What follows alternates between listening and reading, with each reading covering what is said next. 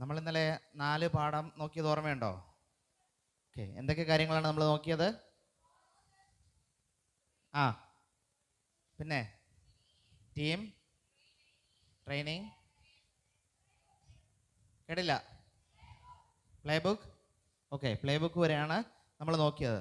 നമ്മൾ ഈ വർഷം VBS അവതരിപ്പിച്ച പാഠ്യപദ്ധതിയുടെ പേരെന്തായിരുന്നു? Jesus model of teaching. Okay, അപ്പോൾ നമ്മൾ അടുത്തതായിട്ട് നോക്കാൻ പോകുന്നത് 5ാമത്തെ പാഠമാണ്. 5ാമത്തെ പാഠം എന്താണ്? ടീം സ്പിരിറ്റ് എന്നുള്ളതാണ്. ഒരു ഗെയിമിൽ ഒരാൾ കളിക്കാതിരുന്നാൽ വിജയിക്കാൻ പറ്റുമോ? ഇല്ലല്ലേ. ഇപ്പോൾ നമ്മൾ ക്രിക്കറ്റിൻ്റെ ഒരു ഉദാഹരണം എടുത്താൽ ഒന്ന് ആലോചിച്ച് നോക്കുക. വിരാട് കോഹ്ലിയും രോഹിത് ശർമ്മയും കൂടി ബാറ്റിങ്ങിന് നിൽക്കുകയാണ്. ടീമിന് ഒരു ബോൾ ജയിക്കാൻ 1 റൺ വേണം. വിരാട് കോഹ്ലി ബോൾ അടിച്ചു, പക്ഷെ രോഹിത് ശർമ്മ പറയുകയാണ്, എനിക്ക് ഓടാൻ ഇഷ്ടമല്ല, നീ ഓടുമ്പോൾ ഞാനും ഓടില്ല എന്ന് പറഞ്ഞ ടീം വിജയിക്കുമോ? ഇല്ല. അപ്പോൾ ഒത്തൊരുമയോടുകൂടെ മുന്നോട്ട് പോയി കഴിഞ്ഞാൽ മാത്രമേ എന്ത് ചെയ്യാൻ പറ്റൂ? ടീമിന് വിജയിക്കാൻ പറ്റൂ. അതുപോലെയാണ് ജീവിതവും, അല്ലേ? ഒത്തൊരുമയോടുകൂടെ മുന്നോട്ട് പോയാൽ മാത്രമല്ലേ വിജയിക്കാൻ പറ്റൂ. ആരോടൊക്കെയാണ് ഒത്തൊരുമ വേണ്ടത്? എല്ലാവരോടും വേണം, അല്ലേ? നമ്മുടെ പള്ളിക്കാരോട് മാത്രമാണോ? നമ്മുടെ തൊട്ടടുത്തുള്ളവരോട് മാത്രമാണോ? നമ്മൾ ഇട്ടിരിക്കുന്ന വസ്ത്രം ആര് തയ്ച്ചതാണ് എന്ന് നമുക്കറിയാമോ? ഇല്ല. നമ്മൾ കഴിച്ച ആഹാരം ആര് കൃഷി ചെയ്തതാണെന്നറിയാമോ? ഇല്ല. അപ്പോൾ ഈ ഭൂമിയിലായിരിക്കുമ്പോൾ ജീവിതത്തിൽ വിജയിക്കണമെങ്കിൽ എന്ത് വേണം? എല്ലാവരും, അവിടെ ജാതി വ്യത്യാസമില്ല, മതവ്യത്യാസമില്ല, മനുഷ്യനും മൃഗങ്ങളും എന്ന വ്യത്യാസമില്ല, എല്ലാവരോടും പ്രകൃതിയോടുൾപ്പെടെ സ്നേഹമുള്ളവരാണെങ്കിൽ മാത്രമേ, അതിനോട് സഹകരിച്ചു പോയാൽ മാത്രമേ എന്ത് ചെയ്യാൻ പറ്റൂ? വിജയിക്കാനായിട്ട് പറ്റൂ. അപ്പോൾ ഇന്നത്തെ ഒരു കാലഘട്ടത്തിലെന്ന് പറയുന്നത് ആരോടും എന്തും ചെയ്യാനായിട്ട് ഒരു മടിയുമില്ലാത്ത ഒരു കാലഘട്ടത്തിലാണ് നമ്മൾ ആയിരിക്കുന്നത്. അപ്പോൾ പരസ്പര സ്നേഹത്തിൻ്റെയും കരുതലിനെയും ഒത്തൊരുമയോടുള്ള പ്രവർത്തനത്തെയും കാണിക്കാൻ വേണ്ടി നമ്മൾ ഉൾപ്പെടുത്തിയിരിക്കുന്ന ഒരു പാഠമാണ് 5ാം പാഠം, ടീം സ്പിരിറ്റ് എന്നുള്ള പാഠം. അപ്പോൾ ഈ പാഠത്തെക്കുറിച്ച് അല്ലെങ്കിൽ ഇതിനെക്കുറിച്ച് കുട്ടികൾക്ക് കൂടുതൽ മനസ്സിലാക്കാനായിട്ട് ഇതിൽ ഉൾപ്പെടുത്തിയിരിക്കുന്ന 1ാമത്തെ ആക്ടിവിറ്റി എന്ന് പറയുന്നത് ഇത്തരത്തിലുള്ള ഒരു ആക്ടിവിറ്റിയാണ്. ഒരു 5 പേര് മുന്നോട്ട് വരാമോ? 5 പേര് വട്ടത്തിൽ നിൽക്കുക. ഈ ചിത്രത്തിൽ കാണുന്നത് പോലെ വട്ടത്തിൽ പരസ്പരം കൈ ചൂണ്ടി നിൽക്കുക. ഓക്കെ, കുറച്ചുകൂടി പൊക്കി. ഓക്കെ, പരസ്പരം തട്ടരുത്, നീക്കി പിടിക്കുക കുറച്ചുകൂടി. ഓക്കെ, ഇപ്പോൾ ഈ മാസ്കിംഗ് ടേപ്പ് ഈ വിരലുകളുടെ മുകളിൽ വച്ചിരിക്കുകയാണ്. ഇനി ഇതിനെ കൊണ്ടുപോയി ആ മേശപ്പുറത്ത് വയ്ക്കാമോ? മേശപ്പുറത്ത് കൊണ്ടുവയ്ക്കാമോ? ഓക്കെ, പോയി, താഴെ പോയി, പോട്ടെ, സാരമില്ല. ഓക്കെ, കണ്ടോ? ആരെങ്കിലും ഒരാൾ തെറ്റിച്ചാൽ, ഒരാളുടെ കൈ മാറിയാൽ, ഒരു കൈയടി കൊടുക്കാം. ഒരാളുടെ കൈ മാറിയാൽ എന്ത് പറ്റും? അത് നിലത്ത് പോകും. ഇവർ വളരെ ആത്മാർത്ഥമായിട്ടാണ് ഇത് ചെയ്തത് കേട്ടോ. ബാക്കി എല്ലായിടത്തും ചെയ്തതും കൃത്യമായി അവിടെ എത്തി. കാരണം അവർ വിരൽ വളച്ചിട്ട് ഇതിനകത്തുകൂടെ കയറ്റി പിടിച്ചിരുന്നു. ഇവർ ആത്മാർത്ഥമായി ചെയ്തത് കൊണ്ടാണ് താഴെ പോയത്. ഓക്കെ, അപ്പോൾ എല്ലാവരും ഒത്തൊരുമയോട് പ്രവർത്തിച്ചാൽ മാത്രമേ എന്ത് ചെയ്യാൻ പറ്റൂ? വിജയത്തിലേക്ക് എത്താൻ പറ്റൂ എന്ന് കുട്ടികളെ പഠിപ്പിക്കാൻ വേണ്ടിയിട്ട് ഉൾപ്പെടുത്തിയിരിക്കുന്ന ഒരു ആക്ടിവിറ്റിയാണ്. ഇതിൻ്റെ 2ാമത്തെ ആക്ടിവിറ്റി എന്ന് പറയുന്നത് കുട്ടികളെ വേദപുസ്തക വായന പ്രോത്സാഹിപ്പിക്കാൻ വേണ്ടിയിട്ടുള്ള ഒരു ആക്ടിവിറ്റിയാണ്. VBS വരുമ്പോൾ വേദപുസ്തകമൊക്കെ കൊണ്ടുവരുമോ? പുറത്തുനിന്നുള്ള കുട്ടികളുണ്ട്, അവരുടെ കയ്യിൽ കാണില്ലായിരിക്കാം. പക്ഷേ നമ്മുടെ കുട്ടികളെയെങ്കിലും വേദപുസ്തകം കൊണ്ടുവരുവാൻ നമ്മൾ പ്രോത്സാഹിപ്പിക്കണം എന്നുള്ളതാണ്. അപ്പോൾ ഈ കുട്ടികൾ ക്ലാസ്സിലായിരിക്കുമ്പോൾ ടീച്ചർ എന്ത് ചെയ്യും? ഈ ആക്ടിവിറ്റി, ഈ പാഠത്തിൻ്റെ ഇടയ്ക്ക് അത് വരുന്ന ഭാഗത്ത് ഇത് എടുക്കാൻ പറയും. എന്നിട്ട് ഈ നൽകിയിരിക്കുന്ന വേദഭാഗം ടീച്ചർ കുട്ടികൾക്ക് പറഞ്ഞു കൊടുക്കും. അപ്പോൾ ആ ക്ലാസ്സിൽ ഏതെങ്കിലും ഒരു കുട്ടി എന്ത് ചെയ്യും? വേദപുസ്തകത്തിൽ നിന്ന് ഈ ഒരു ഭാഗം എടുത്തിട്ട് ഉറക്കെ വായിക്കും. ഈ വായിക്കുമ്പോൾ ഇവിടെ എഴുതാനുള്ളത് എന്താണെന്നറിയാമോ? പൗലോസ് അപ്പോസ്തലൻ കപ്പൽ യാത്രയിൽ ചെയ്യുമ്പോൾ ഉണ്ടാകുന്ന അപകടത്തിൽ നിന്ന് രക്ഷപ്പെടുന്ന ഒരു സംഭവമാണ് നമ്മുടെ പാഠം. അപ്പോൾ ആ കപ്പലിൽ ഉണ്ടായിരുന്നു എന്ന് പറയുന്ന കുറേയേറെ വസ്തുക്കളുണ്ട് വേദപുസ്തകത്തിൽ. നമ്മൾ ആ ഭാഗത്തിൽ മുഴുവനായിട്ട് നമുക്ക് കാണാൻ പറ്റും. അങ്ങനെ ആ കപ്പലിൽ ഉണ്ടായിരുന്ന വസ്തുക്കളുടെ ഒരു പേര് ഈ വായിക്കുന്ന വാക്യത്തിനകത്ത് വരും. അപ്പോൾ അതെന്ത് ചെയ്യണം? അവിടെ എഴുതാൻ വേണ്ടിയിട്ടാണ് ഈ ഒരു ആക്ടിവിറ്റി ഉൾപ്പെടുത്തിയിരിക്കുന്നത്. ബാലവകുപ്പിലേക്ക് വരുമ്പോൾ അത് ടീച്ചർ തന്നെ എന്ത് ചെയ്യും, ഈ ഭാഗം വായിക്കും. വായിച്ചിട്ട് കുട്ടികൾ എന്ത് ചെയ്യും, കേട്ടിട്ട് പറയും. ഓക്കെ, ഇത് ശിശു വകുപ്പിലുള്ള ആക്ടിവിറ്റിയാണ്. ഇതും ഒത്തൊരുമയോടുള്ള പ്രവർത്തനത്തെ കാണിക്കാൻ വേണ്ടിയിട്ടുള്ള ഒരു ആക്ടിവിറ്റിയാണ്.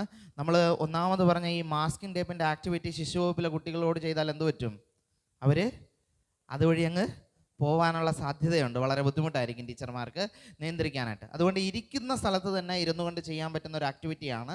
ടീച്ചർ ഒരു ബോൾ വയ്ക്കുക, പെൻസിലോ പേനയോ കൊടുക്കുക, എന്നിട്ട് ഒരുപോലെ 4 പേര് ചേർന്ന് 4 സൈഡിൽ നിന്ന് ഇങ്ങനെ പ്രസ് ചെയ്ത് ഈ ബോളിനെ മേശപ്പുറത്ത് നിന്ന് ഉയർത്താനായിട്ട് പറയുക. അപ്പം 4 സൈഡിൽ നിന്നുള്ള പ്രഷറും ഒരുപോലെയാണെങ്കിൽ മാത്രമേ എന്ത് ചെയ്യാൻ പറ്റൂ, ബോള് ഉയർത്താനായിട്ട് പറ്റൂ. അതുപോലെ ശിശു വകുപ്പിലെ രണ്ടാമത്തെ ആക്ടിവിറ്റിയാണ്. അത് ഒരു കപ്പൽ വരയ്ക്കാൻ വേണ്ടിയിട്ടുള്ള ആക്ടിവിറ്റിയാണ്. പക്ഷെ ഇങ്ങനെയല്ല വരയ്ക്കേണ്ടത്. ആ കപ്പൽ വരയ്ക്കുമ്പോൾ ആ കുട്ടിയും കുട്ടിയുടെ സുഹൃത്തുക്കളും എന്തിൻ്റെ ഉള്ളിലുണ്ടായിരിക്കണം, കപ്പലിൻ്റെ ഉള്ളിൽ ഉണ്ടായിരിക്കണം. എന്നിട്ട് കുട്ടികളോട് പറഞ്ഞു കൊടുക്കുക, ജീവിതമെന്ന് പറയുന്നത് ഈ ഒരു കപ്പൽ യാത്ര പോലെയാണ്. ഒരുമിച്ച് യാത്ര ചെയ്താൽ എന്ത് ചെയ്യാൻ പറ്റൂ, മറുകരയ്ക്ക് എത്താൻ പറ്റൂ, അല്ലെങ്കിൽ വിജയത്തിലേക്ക് എത്താൻ പറ്റൂ എന്ന് കുട്ടികൾക്ക് പറഞ്ഞു കൊടുക്കണം.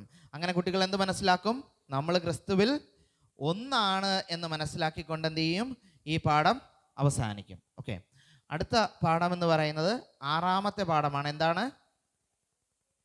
ഗെയിം ഡേ എന്ന പാഠമാണ്. ഗെയിം ഡേ എന്ന് പറഞ്ഞാൽ എന്താണ്,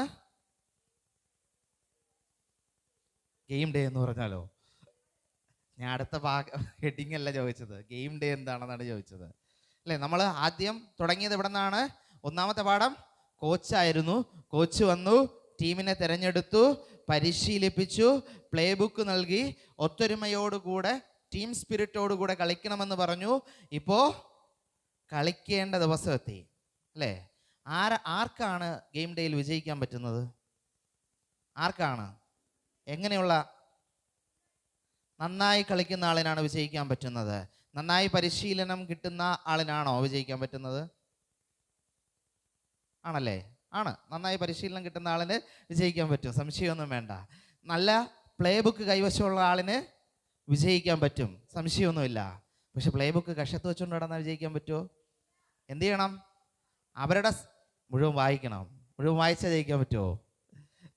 ഓക്കെ, അപ്പോൾ എന്തു വേണം, ഏത് സാഹചര്യത്തിൽ ഏത് തന്ത്രം ഉപയോഗിക്കണമെന്നറിയണം അല്ലേ. തനിക്ക് ഒരുപാട് കാര്യങ്ങൾ പരിശീലനം കിട്ടിക്കാണും. ആ പരിശീലനം കിട്ടിയതിൽ നിന്ന് ഏത് കാര്യം ഏത് സമയത്ത് ഉപയോഗിക്കണമെന്ന് കൃത്യമായി അറിയണം അല്ലേ. അതറിഞ്ഞാലേ വിജയിക്കാൻ പറ്റുമോ? അപ്പോൾ ആ അറിവ് വേണമെങ്കിൽ എന്ത് വേണം, എന്ത് വേണം, എന്ത് വേണം, ജ്ഞാനം വേണം അല്ലേ. എന്താണ് ജ്ഞാനം? ജ്ഞാനം എന്ന് പറഞ്ഞാൽ എന്താണ്? ജ്ഞാനം അറിവല്ല, ബുദ്ധിയുമല്ല. ജ്ഞാനം എന്ന് പറയുന്നത് ലഭിച്ച അറിവിനെ എങ്ങനെ ഉപയോഗിക്കണം എന്നുള്ള തിരിച്ചറിവാണെന്ത് ജ്ഞാനം എന്ന് പറയുന്നത്. ജ്ഞാനവും അറിവും ഒന്നല്ല. അറിവ് നമുക്ക് ഒരുപാട് ഇടത്തുനിന്ന് കിട്ടും. നമ്മൾ സ്കൂളിൽ പോയി പഠിക്കുന്നുണ്ട് അല്ലേ, നമ്മുടെ ജീവിത അനുഭവങ്ങളിൽ നിന്ന് പഠിക്കുന്നുണ്ട്, നമ്മൾ മറ്റുള്ളവരിൽ നിന്ന് പഠിക്കുന്നുണ്ട്, ഈ ലോകത്തിൽ നമ്മൾ കാണുന്ന കാര്യങ്ങളിൽ നിന്ന് ആർജിക്കുന്നുണ്ട്. അതെല്ലാം അറിവാണ്. പക്ഷേ ആ അറിവ് വച്ചിട്ട് നമ്മുടെ ജീവിതത്തിലെ വ്യത്യസ്തമായ സാഹചര്യങ്ങളിൽ എങ്ങനെ ആ അറിവിനെ ഉപയോഗപ്പെടുത്തണം, ആ അറിവിനെ എങ്ങനെ മറ്റുള്ളവരുടെ നന്മയ്ക്ക് വേണ്ടി ഉപയോഗപ്പെടുത്തണം എന്നുള്ള തിരിച്ചറിവാണെന്ത് ജ്ഞാനം. ജ്ഞാനം നൽകുന്നത് ആരാണ്? ദൈവമാണ്. അതാണ് പറയുന്നത് യഹോവ ഭക്തി ജ്ഞാനത്തിൻ്റെ ആരംഭമെന്ന് പറയുന്നത്. ജ്ഞാനമെന്ന് പറയുന്നത് ദൈവത്തിന് മാത്രം തരാൻ കഴിയുന്ന ഒന്നാണ്. അപ്പോൾ ഈ പാഠം നമ്മൾ പഠിക്കുന്നത് നമ്മുടെ ജീവിതത്തിൻ്റെ വിജയത്തിൻ്റെ സക്സസിൻ്റെ അല്ലെങ്കിൽ കീ എന്ന് പറയുന്നത് എന്താണ്? അത് ദൈവം നൽകുന്ന ജ്ഞാനമാണ്. നമ്മൾ പലപ്പോഴും വിചാരിക്കുന്നത് പൈസ ഉണ്ടെങ്കിൽ വിജയിക്കാം അല്ലേ, നല്ല വിദ്യാഭ്യാസം ഉണ്ടെങ്കിൽ വിജയിക്കാം എന്നൊക്കെയാണ്. പക്ഷെ ജീവിത വിജയത്തിൻ്റെ അടിത്തറ എന്ന് പറയുന്നത് എന്താണ്? ജ്ഞാനമാണ്. അപ്പോൾ ഇതിൽ 1ാമത്തെ ആക്ടിവിറ്റി ഈ കുഞ്ഞുകുട്ടികൾക്ക്, ശിശുവകുപ്പിലെ കുട്ടികൾക്ക് ജ്ഞാനം എന്ന വാക്ക് പറഞ്ഞാൽ ചിലപ്പോൾ അതിൻ്റെ അർത്ഥം മനസ്സിലാകില്ല അല്ലേ. അപ്പോൾ അവരെ ജ്ഞാനം എന്ന വാക്കിൻ്റെ അർത്ഥം പഠിപ്പിക്കാൻ വേണ്ടിയിട്ടുള്ള ഒരു ആക്ടിവിറ്റിയാണ്. ഇവിടെ ചില പയർ മണികളുണ്ട്, അത് കല്ലിനോടൊപ്പം എന്ത് ചെയ്യുകയാണ്, ഇങ്ങനെ മിക്സ് ചെയ്തിരിക്കുകയാണ്. എന്നിട്ട് ഈ പാത്രത്തിൽ ഇതിനെ കുട്ടികളോട് കൊടുക്കും. കുട്ടികളോട് ചോദിക്കുമ്പോൾ ഏതാണ് ഭക്ഷ്യയോഗ്യമായത്, ഏതാണ് ആവശ്യമുള്ളത്? പയറുമണികളാണ്. അപ്പോൾ കുട്ടികളോട് ആ പയറും കല്ലും വേർതിരിക്കാൻ പറയും. കുട്ടികൾ പയറിനെ എന്ത് ചെയ്യും? വേർതിരിക്കും. വേർതിരിച്ച് കഴിയുമ്പോൾ കുട്ടികളോട് പറയണം, നന്മയും തിന്മയും വേർതിരിക്കുവാൻ, നല്ലതും മോശവും വേർതിരിക്കുവാൻ ദൈവം നിങ്ങൾക്ക് നൽകിയിരിക്കുന്ന കഴിവാണെന്ത്? ജ്ഞാനമെന്ന് കുട്ടികളോട് പറയണം. ഈ സന്ദേശമൊക്കെ എവിടെ ഉണ്ട്? ടീച്ചേഴ്സ് ഗൈഡിൽ ആക്ടിവിറ്റിക്ക് ശേഷം ആക്ടിവിറ്റിയുടെ സന്ദേശം എന്ന് പറഞ്ഞ് നൽകിയിട്ടുണ്ട്. നിങ്ങൾ ക്ലാസ് എടുക്കുന്നുണ്ടെങ്കിൽ അത് ഫോളോ ചെയ്യുക. നിങ്ങളുടെ പള്ളിയിൽ ചെന്നിട്ട് എന്ത് ചെയ്യുക? ടീച്ചേഴ്സിനോട് അത് പറഞ്ഞു കൊടുക്കുക കൃത്യമായിട്ട് എവിടെയാണ് നൽകിയിരിക്കുന്നത് എന്നുള്ളത്. ഇതിൻ്റെ രണ്ടാമത്തെ ആക്ടിവിറ്റിയാണ് ജ്ഞാനത്താൽ എന്ത് പ്രശ്നത്തെയും അതിജീവിക്കാൻ പറ്റുമോ എന്ന് കുട്ടികളെ പഠിപ്പിക്കാൻ വേണ്ടിയിട്ടുള്ള ഇത് വലിയ ക്ലാസ്സിലെ ആക്ടിവിറ്റിയാണ്. ഒരു ആക്ടിവിറ്റിയാണ്. ഇവിടെ നമ്മൾ കയ്യിൽ ഒരു കഷ്ണം പേപ്പർ കരുതണം. ഓക്കെ, അപ്പോൾ എന്നിട്ട് കുട്ടികളോട് ആവശ്യപ്പെടണം, ഈ പേപ്പറിനകത്തു കൂടി പുറത്തിറങ്ങാൻ പറയണം. പറ്റുമോ? ഈ പേപ്പറിനകത്തു കൂടി പുറത്തിറങ്ങാൻ പറയണം. അപ്പോൾ കുട്ടികൾ പറയും എന്താ പറ്റില്ല എന്ന് പറയും അല്ലേ? പക്ഷേ നമുക്ക് പറ്റും. അതിനായിട്ട് എന്ത് ചെയ്യണമെന്നറിയാമോ? ഈ ഒരു പേപ്പറിനെ നമ്മൾ രണ്ടായിട്ട് ഇങ്ങനെ മടക്കണം. രണ്ടായിട്ട് മടക്കിയതിന് ശേഷം ഈ മടക്ക് വരുന്ന ഭാഗം തിരിച്ചു വെച്ച്, അതായത് ഇങ്ങനെ നമ്മൾ മടക്കി, എന്നിട്ട് ഇവിടെ നിന്ന് കട്ട് ചെയ്യണം.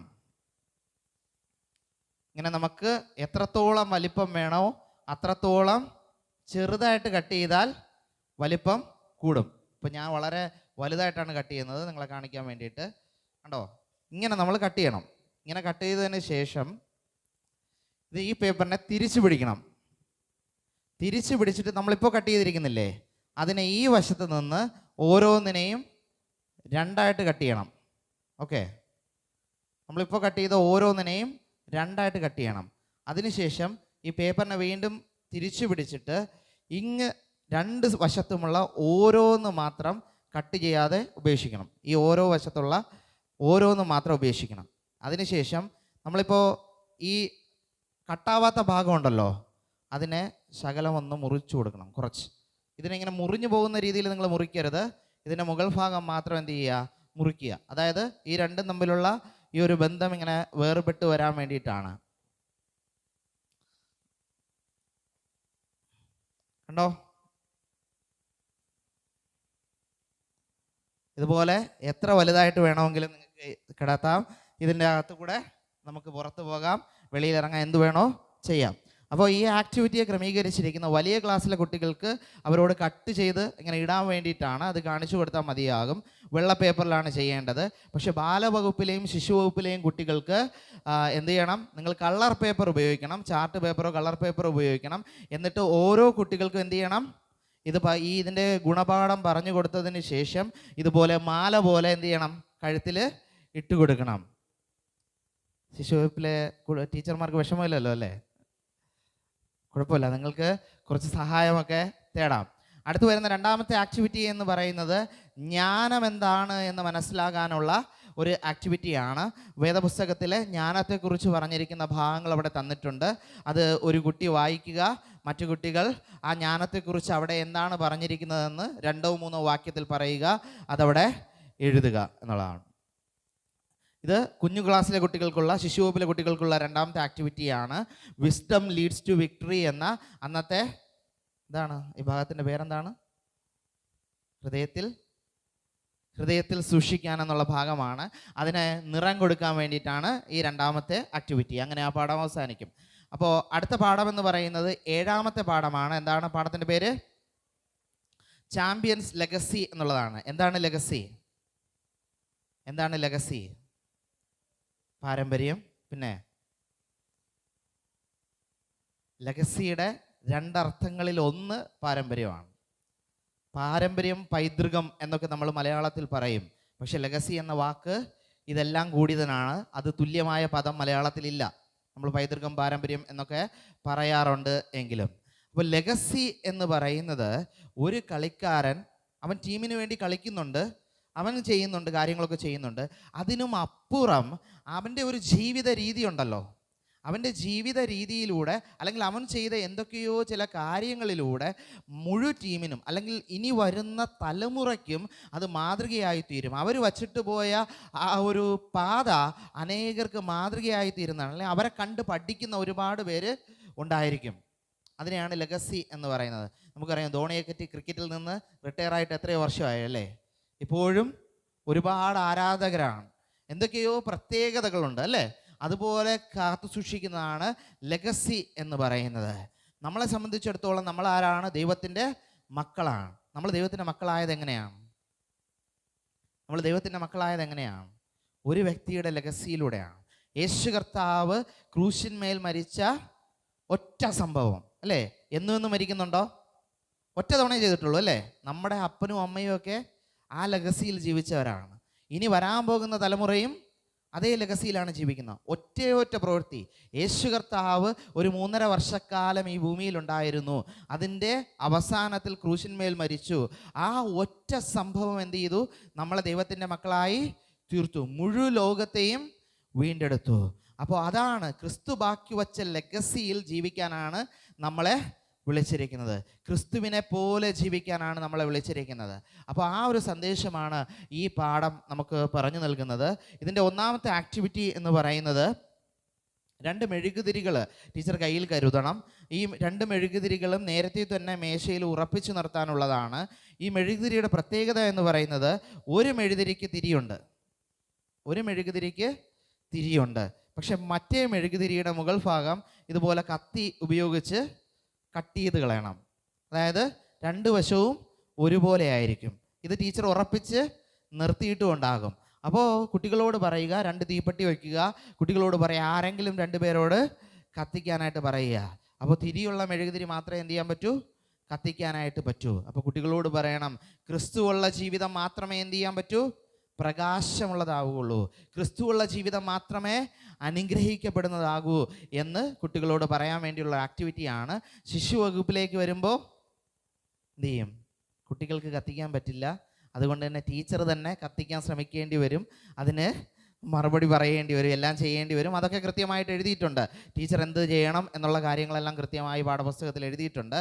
അപ്പോൾ അത് ശ്രദ്ധിക്കുക. രണ്ടാമത്തെ ആക്ടിവിറ്റി ദൈവം ഇഷ്ടപ്പെടുന്ന പ്രവൃത്തികളെ ഒന്ന് വേർതിരിച്ചറിയാൻ വേണ്ടിയിട്ടുള്ളതാണ്. സൈഡിൽ ഒരു ബോക്സ് നൽകിയിട്ടുണ്ട്. അതിൽ നിന്ന് ദൈവം ഇഷ്ടപ്പെടുന്ന പ്രവൃത്തികളെ തിരഞ്ഞെടുത്ത് ഇടതുവശത്തെ മുന്തിരിയിലേക്ക് എഴുതുക. കുട്ടികളുടെ പുസ്തകത്തിൽ ഇതുപോലെ കളറിംഗ് ആണ്. ദൈവം ഇഷ്ടപ്പെടുന്ന പ്രവൃത്തികൾക്ക് കളർ കൊടുത്താൽ മതിയാകും. അങ്ങനെ ദൈവത്തിന് വേണ്ടി ജീവിക്കുക, സ്വയം പ്രകാശിക്കുക എന്നുള്ള അർത്ഥത്തിൽ നമ്മൾ ആ പാഠം അവസാനിപ്പിക്കും. അപ്പോൾ 8ാമത്തെ പാഠം എന്ന് പറയുന്നത് എന്താണ്? Victory parade. എന്താണ് വിക്ടറി പരേഡ്? എന്താണ്? ജയിച്ചതിന് ശേഷം തെരുവിൽ നടത്തുന്ന ആഘോഷമാണെന്ത്? വിക്ടറി പരേഡ് എന്ന് പറയുന്നത്. നമുക്കറിയാം, Indian cricket team world cup നേടിയപ്പോൾ അവർ ഡൽഹിയിൽ വന്നിറങ്ങിയപ്പോൾ എന്ത് ചെയ്തു? ജനങ്ങളെല്ലാം തടിച്ചുകൂടി. എന്നിട്ട് ഇവരെ ഒരു വണ്ടിയിൽ കയറ്റി ഇവരെ ചേർന്ന് തെരുവീതിയിലൂടെ ഒരു ആഘോഷം നടത്തി. നോക്കുക, വിജയം നേടുമ്പോൾ നടത്തുന്ന ആഘോഷമല്ല, വിജയം നേടിയ ടീമിനെ, കോച്ചിനെയും ടീം അംഗങ്ങളെയും മുഴുജനങ്ങളും ചേർന്ന് തെരുവീതികളിലൂടെ ആഘോഷമായി കൊണ്ടുപോകുന്ന ആ ഒരു പ്രവൃത്തിയെയാണ് വിക്ടറി പരേഡ് എന്ന് പറയുന്നത്. ഇതുപോലൊരാഘോഷം വേദപുസ്തകത്തിലും രേഖപ്പെടുത്തിയിരിക്കുന്നുണ്ട്. എപ്പോഴാണെന്നറിയാമോ? യേശുക്രിസ്തു വീണ്ടും വരുമ്പോൾ, പുതിയ ആകാശവും പുതിയ ഭൂമിയും സൃഷ്ടിക്കുമ്പോൾ ഇതുപോലൊരു പരേഡിനെ കുറിച്ച്, ഇതുപോലൊരു ആഘോഷത്തെക്കുറിച്ച് പറയുന്നുണ്ട്. ആ ഒരു ഭാഗമാണ് നമ്മൾ ആ പാഠത്തിൽ പഠിക്കുന്നത്. ഈ പാഠത്തിൻ്റെ ഒരു പ്രത്യേകത എന്ന് പറയുന്നത് ചില ചോദ്യങ്ങളിലൂടെയാണ് അല്ലേ? നമ്മൾ നേരത്തെ പറഞ്ഞു, ജീസസ് മോഡൽ ഓഫ് ടീച്ചിങ്ങിൽ യേശു കർത്താവ് കുറേ ചോദ്യങ്ങളിലൂടെ പഠിപ്പിച്ചു എന്നൊക്കെ പറഞ്ഞു. അപ്പോൾ അതുപോലെ ഈ പാഠം ചില ചോദ്യങ്ങളിലൂടെ മുന്നോട്ട് പോകുന്ന ഒരു പാഠമാണ്. ആ രീതിയിലാണ് ക്രമീകരിച്ചിരിക്കുന്നത്. ഇവിടെ പഴയ ഭൂമിയെ കാണിക്കാനുള്ളതാണ്, അല്ലെങ്കിൽ അതിൻ്റെ പ്രത്യേകതകൾ നോക്കാൻ വേണ്ടിയിട്ടാണ് ഒന്നാമത്തെ ആക്ടിവിറ്റി. പഴയത് എന്ന് പറഞ്ഞാൽ ഇന്നത്തെ ഭൂമി. നമുക്കറിയാം, ദൈവം ഭൂമിയെ സൃഷ്ടിക്കുമ്പോൾ എന്താണ്? അവിടെ കഷ്ടതയും വേദനയൊന്നും ഇല്ലായിരുന്നു. മനുഷ്യൻ പാപം ചെയ്തപ്പോഴാണ് അതുണ്ടായത്. അപ്പോൾ ഇന്നത്തെ ഭൂമിയുടെ അവസ്ഥകൾ എഴുതാൻ വേണ്ടിയിട്ടാണ് ആ ഒരു ബോക്സ് ഇട്ടിരിക്കുന്നത്. അവിടെ കുട്ടികൾ അതെഴുതും.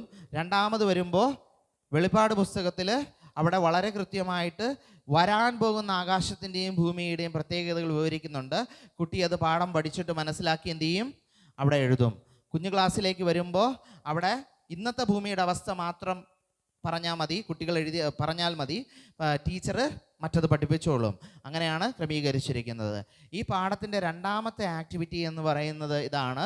ഈ ഒരു മെറ്റീരിയൽ നിങ്ങൾക്ക് കിട്ടും, അത് എല്ലാ കുട്ടികൾക്കും കൊടുക്കുക. ഇതിൻ്റെ ചില നീല ഭാഗങ്ങൾ കണ്ടോ? ആ നീല ഭാഗത്ത് എഴുതിയിരിക്കുന്നത് ചില പാപങ്ങളാണ്. നമ്മൾ 8 ദിവസം VBS പഠിച്ചു. അതിൻ്റെ വെളിച്ചത്തിൽ നമ്മുടെ ജീവിതത്തിൽ നിന്ന് ഒഴിവാക്കേണ്ട ചില പാപങ്ങളാണ് അവിടെ നീല ഭാഗത്ത് എഴുതിയിരിക്കുന്നത്. എങ്ങനെ ഒഴിവാക്കും? കത്തിരി ഉപയോഗിച്ച് മുറിച്ച് കളയണം. കത്തിരി ഉപയോഗിച്ച് അത് മുറിച്ച് കളയുമ്പോൾ ഇതെന്തായി മാറും? ജീവകിരീടമായി, ഒരു കിരീടമായി മാറും. അപ്പോൾ അതിൽ നമ്മൾ മറ്റേ ടോയിന് ഇട്ട് കെട്ടി കുട്ടികൾക്കത് തലയിൽ വച്ചു കൊടുക്കുക. എന്നിട്ട് എന്തേറ്റ് പറയിക്കും? We are champions in Christ എന്ന് പറയും. അങ്ങനെ ഞങ്ങൾ ചാമ്പ്യനാണ് എന്ന തിരിച്ചറിവോടുകൂടെ കുട്ടികൾക്ക് VBS അവസാനിപ്പിക്കാനായിട്ട് കഴിയും. ഇഷ്ടമായ ഈ വർഷത്തെ തീം ഒരു വ്യത്യസ്തത തോന്നുന്നുണ്ടോ? ഉണ്ട്. ഇതിന് പുറമെ, ഞാൻ ഈ പറഞ്ഞതിന് പുറമെ മറ്റനേകം ആക്ടിവിറ്റികൾ ഉൾപ്പെടുത്തിയിട്ടുണ്ട്. അത് വീട്ടിൽ ചെന്ന് ചെയ്തുകൊണ്ട് വരാനുള്ളതുണ്ട്. കപ്പലുണ്ടാക്കുക, അങ്ങനെയൊക്കെയുള്ള യേശുവിൻ്റെ കടൽമേൽ നടക്കുന്ന ക്രാഫ്റ്റ്, അതിൻ്റെ മെറ്റീരിയലൊക്കെ നിങ്ങൾക്ക് പാഠപുസ്തകത്തിൽ കിറ്റിൻ്റെ കൂടെ ഉൾപ്പെടുത്തിയിട്ടുണ്ട്. അതൊക്കെ കിട്ടും. അതൊക്കെ വീട്ടിൽ നിന്ന് എക്സ്ട്രാ ചെയ്തുകൊണ്ട് വരാനുള്ള കാര്യങ്ങളാണ്. അതുപോലെ കുട്ടികളെ വേദപുസ്തകം വായിക്കാനായിട്ട് പ്രോത്സാഹിപ്പിക്കുന്നതിന് വേണ്ടിയുള്ള ഒരു ആക്ടിവിറ്റി ഉൾപ്പെടുത്തിയിട്ടുണ്ട്. ആ ആക്ടിവിറ്റി VBSനും അപ്പുറം അതിൻ്റെ ബാക്കി സൺഡേ സ്കൂളിൽ ടീച്ചേഴ്സ് ചെയ്യാൻ വേണ്ടിയിട്ട് ഉള്ള രീതിയിലാണ് ക്രമീകരിച്ചത്. അങ്ങനെയൊക്കെ ഒരുപാട് ആക്ടിവിറ്റികളുണ്ട്. നിങ്ങൾ ആ പാഠപുസ്തകം, പ്രത്യേകിച്ച് ടീച്ചേഴ്സ് ഗൈഡ് വളരെ കൃത്യമായി വായിച്ച് മനസ്സിലാക്കിയാൽ മാത്രമേ നമുക്ക് എന്ത് ചെയ്യാൻ പറ്റൂ? ഇതൊക്കെ മനസ്സിലാക്കാൻ പറ്റൂ. അപ്പോൾ ഒരു കാര്യം കൂടി പറഞ്ഞുകൊണ്ട് ഞാൻ ഈ ഒരു സെക്ഷൻ അവസാനിപ്പിക്കാനായിട്ട് ആഗ്രഹിക്കുകയാണ്. നമ്മുടെ VBSൽ ഒരുപാട് കളികൾ നമ്മൾ കണ്ടു, അല്ലേ? ഒരുപാട് ആക്ടിവിറ്റീസ് നമ്മൾ കണ്ടില്ലേ? ഒരുപാട് കാര്യങ്ങൾ നമ്മളിങ്ങനെ ഉൾപ്പെടുത്തിയിട്ടുണ്ട്. VBSൻ്റെ പാഠത്തിൻ്റെ തുടക്കം തന്നെ, അല്ലെങ്കിൽ അതിൻ്റെ ഇൻട്രൊഡക്ഷൻ തന്നെ തുടങ്ങുന്നത് ഗെയിമുമായി ബന്ധപ്പെട്ട ഒരു സംഗതിയിലാണ്. അപ്പോൾ അങ്ങനെ വരുമ്പോൾ എവിടെയെങ്കിലും നമ്മുടെ വിശ്വാസത്തിന്, നമ്മുടെ ദൈവശാസ്ത്രത്തിന് ഒരു ഇടിവ് വന്നിട്ടുണ്ടോ? ചിലപ്പോൾ നമുക്ക് അങ്ങനെ ഒരു സംശയം തോന്നാം. ഈ ഒരു പാഠ്യപദ്ധതി നമ്മൾ തയ്യാറാക്കുമ്പോൾ ഏറ്റവും ഒന്നാമത് പ്രാധാന്യം കൊടുത്തത് നമ്മുടെ ദൈവശാസ്ത്രത്തിന് തന്നെയാണ്. അതിൽ യാതൊരു വീഴ്ചയും വന്നിട്ടില്ല. അത് പ്രകാരം ഒരു ചട്ടക്കൂട് ഉണ്ടാക്കിയതിന് ശേഷമാണ് നമ്മൾ ഈ കാര്യങ്ങളൊക്കെ അതിനകത്തോട്ട് ചേർത്തത്. ഒന്നാമത്തെ പാഠം നമ്മൾ എന്തിനെക്കുറിച്ചായിരുന്നു പഠിച്ചത്? കോച്ചായ ദൈവത്തെക്കുറിച്ചാണ്. അപ്പോൾ ലൂതർ വളരെ വ്യക്തമായിട്ട് നമ്മെ പഠിപ്പിക്കുന്ന ഒരു കാര്യമുണ്ട്. ദൈവത്തെ നമുക്ക് എങ്ങനെയാണ് തിരിച്ചറിയാൻ പറ്റുന്നത്? ആരിലൂടെയാണ് തിരിച്ചറിയാൻ പറ്റുന്നത്? അത് യേശുവിലൂടെ മാത്രമാണ്. പത്രോസിനെ വിളിച്ച് വേർതിരിക്കുന്ന, അല്ലെങ്കിൽ വിളിച്ച് നിർത്തുന്ന യേശുവിലൂടെ നമ്മൾ ഒന്നാമത്തെ പാഠത്തിൽ ആരെ മനസ്സിലാക്കുകയാണ്? ദൈവത്തെ മനസ്സിലാക്കുകയാണ്. രണ്ടാം പാഠം എന്താണ്? ദൈവത്തിൻ്റെ തിരഞ്ഞെടുപ്പാണ്. ദൈവത്തിൻ്റെ തിരഞ്ഞെടുപ്പ് എന്തിനാലാണ്? കൃപയാലാണ്. അപ്പോൾ രണ്ടാമത്തെ പാഠം എന്താണ്? കൃപയാൽ മാത്രം രക്ഷ എന്ന അർത്ഥത്തിലാണ് രണ്ടാമത്തെ പാഠം ക്രമീകരിച്ചിരിക്കുന്നത്. മൂന്നാമത്തെ പാഠം എന്താണ്? ട്രെയിനിങ് ആണ്. നമ്മെ പരിശീലിപ്പിക്കുന്നത് ആരാണ്? നമ്മെ ഉള്ളിൽ വസിക്കുന്നത് ആരാണ്? എന്താണ്? പരിശുദ്ധാത്മാവ്. അപ്പോൾ പരിശുദ്ധാത്മാവ് നമ്മെ ഹൃദയത്തിൽ വസിച്ച് ദിനംപ്രതി നമ്മളെ പരിശീലിപ്പിച്ച് ദിനംപ്രതി മെച്ചപ്പെട്ട മനുഷ്യരാക്കി തീർത്തുകൊണ്ടിരിക്കുകയാണ്. നമ്മൾ സാൻറ്റിഫിക്കേഷൻ എന്ന് പറയും. അപ്പോൾ പരിശുദ്ധാത്മാവിൻ്റെ ആ പ്രവർത്തനമാണ് മൂന്നാമത്തെ പാഠം. നാലാമത്തെ പാഠം എന്താണ്? പ്ലേ ബുക്കാണ്. പ്ലേ ബുക്ക് ബൈബിളാണ്. വചനത്താൽ മാത്രമാണ് രക്ഷ വരുന്നത് എന്നാണ് നാലാമത്തെ പാഠം കാണിക്കുന്നത്. അഞ്ചാമത്തെ പാഠം എന്താണ്? ടീം സ്പിരിറ്റ് ആണ്. ഓരോരുത്തർക്കും ഒരു ഉത്തരവാദിത്വമുണ്ട്. പരസ്പരം സ്നേഹിക്കുവാൻ, നമ്മിലൂടെ മറ്റുള്ളവർ ക്രിസ്തുവിനെ അറിയാൻ കാരണമായി തീരണം. അതാണ് പൗലോസിൻ്റെ ജീവിതത്തിൽ സംഭവിച്ചത്. പൗലോസ് അവിടെ പ്രവർത്തിച്ചപ്പോൾ പൗലോസിലൂടെ ഒരുപാട് പേര് രക്ഷപ്പെടുകയാണ്. അവരുടെ ജീവിതത്തിലെ പ്രതിസന്ധി അതിജീവിച്ച് പൗലോസിനോട് തുടക്കത്തിൽ ശത്രുവായിരുന്ന ശതാധിപൻ പോലും പിന്നീട് പൗലോസിനോട് സ്നേഹമായി തീരുന്നത് നമ്മളവിടെ കാണുന്നുണ്ട്. അതെന്താണ്? വിശ്വാസികളുടെ പൗരോഹിത്യം എന്ന ലൂതർ പഠിപ്പിച്ച വലിയ ആശയത്തെയാണ് അത് ഉയർത്തിക്കാട്ടുന്നത്. ആറാമത്തെ പാഠം എന്താണ്? ഗെയിം ഡേ ആണ്. ആ പാഠത്തിലൂടെ നമ്മൾ പഠിക്കുന്ന എന്താണ്? ഏത് പ്രതിസന്ധിയുടെ നടുവിലും നമ്മെ ശക്തീകരിക്കുന്ന, ജ്ഞാനം നൽകി നമ്മെ വഴി നടത്തുന്ന ഒരു ദൈവം ഉണ്ട്.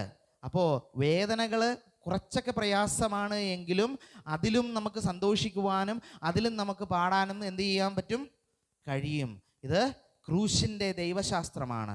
ക്രൂശിലേക്ക് നോക്കുമ്പോൾ അവിടുത്തെ വേദനയും കഷ്ടതയും എല്ലാം സന്തോഷമായി മാറുന്ന അനുഭവമാണ്. ഏഴാമത്തെ പാഠം എന്താണ്? ചാമ്പ്യൻസ് ലെഗസി എന്നുള്ളതാണ്. ക്രിസ്തു കാൽവരി മലയിൽ യാഗമായി തീർന്ന് നമുക്ക് വേണ്ടി രക്ഷ നേടിത്തന്നു. ആ രക്ഷയിലൂടെ നമ്മൾ എന്ത് ചെയ്തു? ദൈവത്തിൻ്റെ മക്കളായി എന്ന് പഠിപ്പിക്കുന്ന പാഠമാണ്. എന്താണ് അതിൻ്റെ ആശയമായിട്ട് വരിക? ക്രിസ്തുവിനാൽ മാത്രം രക്ഷ എന്നുള്ള പാഠമാണ്. എട്ടാം പാഠം, അതിൻ്റെ മുകളിലാണ് നമ്മുടെ ഈ സഭ തന്നെ നിലനിൽക്കുക. എങ്ങനെയാണ് ആദിമസഭ നിലനിന്നത് എന്നറിയാമോ? ഒറ്റ പ്രത്യാശയിലാണ്. യേശുക്രിസ്തു വീണ്ടും വരും. യേശുക്രിസ്തു വീണ്ടും വരൂല്ലെങ്കിൽ സഭയ്ക്ക് അടിസ്ഥാനമുണ്ടോ? ഇല്ല. യേശു കർത്താവ് വീണ്ടും വരുമെന്നുള്ള വിശ്വാസത്തിന്മേലാണ് സഭ നിലനിൽക്കുന്നത്. അങ്ങനെ ആ ആദിമസഭയിൽ നമ്മൾ കാണുന്ന അതേ വിശ്വാസത്തിൻ്റെ അടിത്തറയിലാണ് നമ്മൾ ഈ എട്ടാമത്തെ പാഠം നിർത്തുന്നത്. എട്ടാം പാഠത്തിൻ്റെ മറ്റൊരു പ്രത്യേകത എന്ന് പറയുന്നത്, സൃഷ്ടി ചരിത്രം മുതൽ മനുഷ്യൻ്റെ പാപവീഴ്ച മുതൽ വെളിപാട് പുസ്തകത്തിൽ ഈ കർത്താവിൻ്റെ വീണ്ടും വരവ് വരെയുള്ള ആ ഒരു സംഭവത്തിൻ്റെ വളരെ ചുരുക്കം, ക്രിസ്തീയ വിശ്വാസത്തിൻ്റെ വളരെ ചുരുക്കം നമുക്ക് എട്ടാം പാഠത്തിൽ വളരെ ലളിതമായിട്ട് മനസ്സിലാക്കാനായിട്ട് കഴിയും. അത്തരത്തിൽ നമ്മൾ ഈ വർഷത്തെ VBS ക്രമീകരിച്ചിരിക്കുന്നത്, ജോയി അച്ഛൻ നേരത്തെ ഓർമ്മപ്പെടുത്തിയതുപോലെ ഒരുപാട് പേര് ഇതിൻ്റെ പുറകിൽ അധ്വാനിച്ചിട്ടുണ്ട്, കഷ്ടപ്പെട്ടിട്ടുണ്ട്. ഒരുപാട് നാളുകൊണ്ടാണ് ഇങ്ങനെ ഒരു പുസ്തകം ക്രമീകരിച്ചിരിക്കുന്നത്. പക്ഷേ ഈ പുസ്തകത്തിന് അർത്ഥമുണ്ടാകണമെങ്കിൽ ആര് വിചാരിക്കണം? നിങ്ങൾ ഓരോരുത്തരും വിചാരിക്കണം. നിങ്ങൾ തന്നെ തിരിച്ചറിഞ്ഞാൽ, നിങ്ങൾ ചെന്നിട്ട് നിങ്ങളുടെ സഭയിൽ നിങ്ങളുടെ അധ്യാപകരോട് പറഞ്ഞാൽ എങ്കിൽ മാത്രമേ എന്ത് ചെയ്യാൻ പറ്റൂ? ഈ പാഠപുസ്തകത്തിന് അർത്ഥമുണ്ടാവൂ. അപ്പോൾ ദൈവം നിങ്ങളുടെ മേൽ നൽകിയിരിക്കുന്ന വലിയൊരു ഉത്തരവാദിത്തമാണിത്. അത് കൃത്യമായി നിങ്ങൾ നിറവേറ്റണം. എല്ലാവരും ചെയ്യുമോ? കേട്ടില്ല, സൗണ്ട് കേട്ടില്ല. Okay, thank you.